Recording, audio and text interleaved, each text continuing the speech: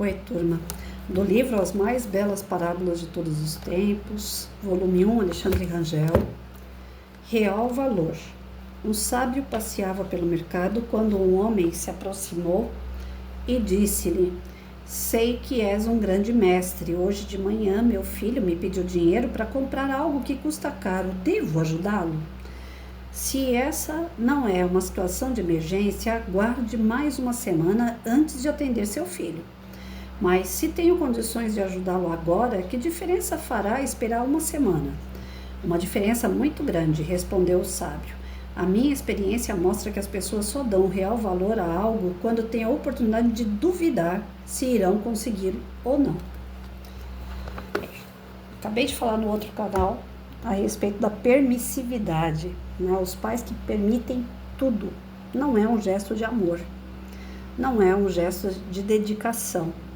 É um gesto de fragilidade. Você tem medo de perder o seu filho, a sua filha, ou então um professor tem medo de perder as rédeas com seus alunos, o amor do seu aluno, e aí acaba falando sim o tempo todo. O que vai acontecer?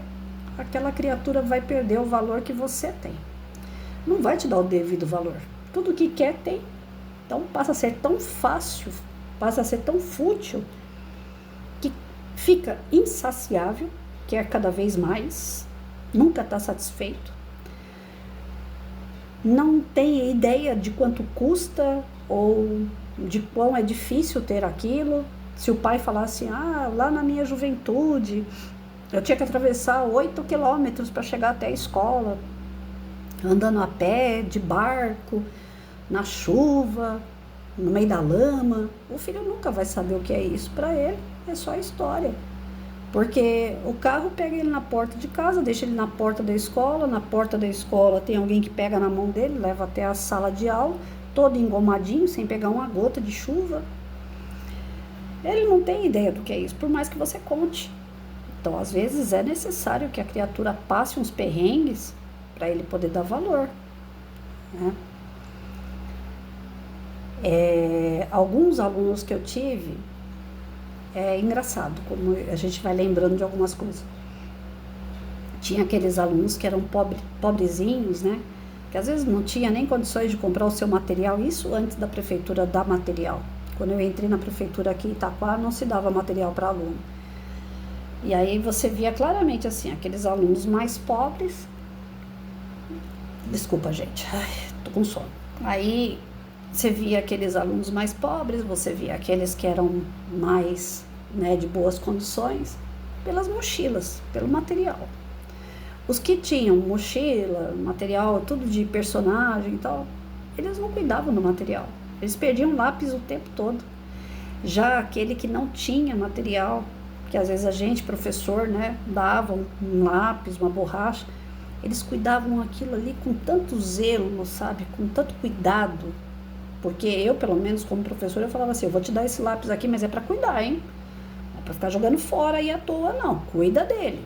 Então, eu sempre alertava que era algo que eu estava dando, que a prefeitura, às vezes, dava um kit pra gente e falava, aqueles que são mais pobres, tal, vocês podem distribuir, ou então a gente comprava no próprio bolso. Então, de qualquer forma, aquilo era dado para aquele aluno que não tinha condições.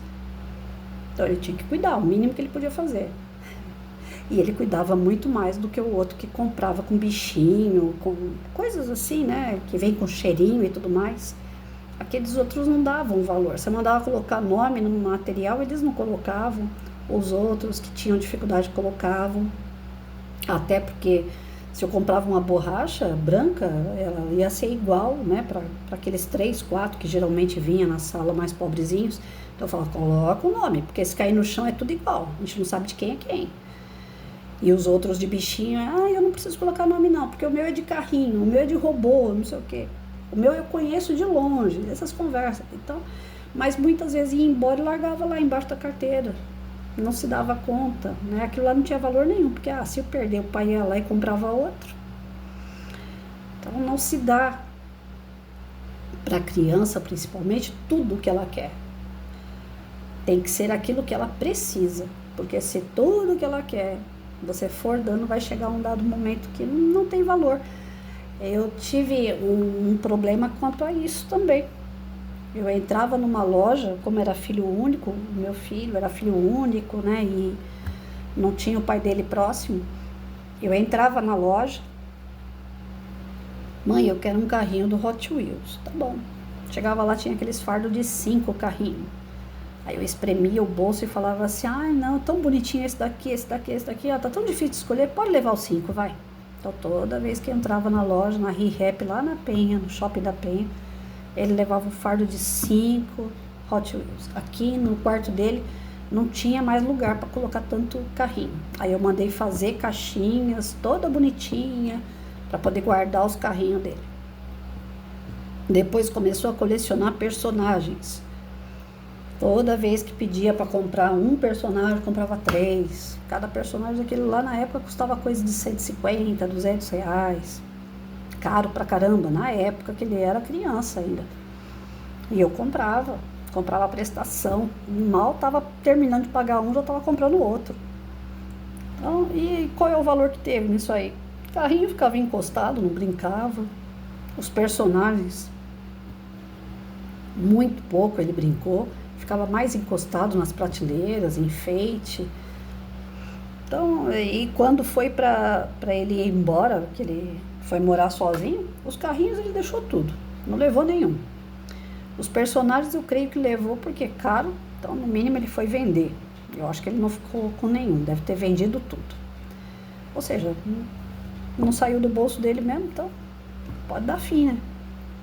É assim, geralmente a garotada, tudo que você oferece, logo de imediato, vai perdendo valor. Então, tem que dar um sustinho aí, do tipo assim, né? Tem que sentir um pouco de dificuldade para que se dê o verdadeiro valor. Nota para aluno, se a gente for levar esse texto em relação à nota, né? Você começa a dar 10 para o aluno, parabenizar o aluno o tempo todo, vai chegar uma hora que ele se convence que ele é o máximo, ele não progride mais. Ele não desenvolve mais, porque ele acha que ele já é o máximo, ele já atingiu o ápice. O professor tudo elogia, tudo é parabéns, tudo é maravilhoso, né? Tem carimbinho ótimo, parabéns, né? Aquela coisa toda. Então ele está sempre ganhando o mesmo carimbinho, ele está sempre expondo as notas dele para os outros, que ele é sempre o máximo. Ele não vai lutar mais para ter nota melhor, ele vai ficar naquilo ali, ele não desenrola mais. Então a gente não pode dar sempre. Eu falava para os meus alunos, falei, vocês vão penar para tirar 10 comigo. Para tirar 10 tem que ser perfeito. E perfeito não tem ninguém. Vocês vão chegar no 9,5, mas no 10 não chega. E eu aprendi isso aí com um professor de história antiga que eu tive na faculdade, Marcelo Rezende. Lembrei dele agora. Ele sempre falava isso. Ele falava assim, vocês podem fazer o trabalho que for, vocês nunca vão tirar 10 comigo. Aí uma vez eu fiz um trabalho que tinha que... como é que fala? Tinha que traduzir, lembrei. A memória hoje, só Jesus. Tinha que traduzir porque era uma língua lá que era castelhano, uma coisa assim. E aí tinha que traduzir parte do livro para fazer o trabalho. Eu traduzia aquilo ali, tentando descobrir o que significava cada palavra, porque eu não entendia muita coisa, mas é próximo da nossa língua, né? Mas tem palavra lá que enrola tanto que não dá para saber. E aí eu fiz aquele trabalho, entreguei na mão dele, ele me deu 8. Ah, eu fui lá brigar. Falei, professor, 8? Como assim? Traduzir isso, só para traduzir isso daqui, o senhor tinha que me dar 9. E se eu conseguir fazer com que a linha de raciocínio do texto chegasse na conclusão que o senhor tanto queria, então é 10. O senhor veio falar para mim que 8? Aí ele falou, eu falei para você que não existe 10, tem que ser perfeito para ser 10. E eu peguei isso pro resto da vida, eu falei, é verdade, né? As pessoas precisam continuar lutando para chegar no 10, porque se você dá o 10, elas param. Elas não querem mais ir adiante. Já está perfeito, para que eu vou continuar tentando fazer alguma coisa melhor? O próprio espiritismo, a gente vê isso da espiritualidade na transição planetária, nada vem de uma vez só.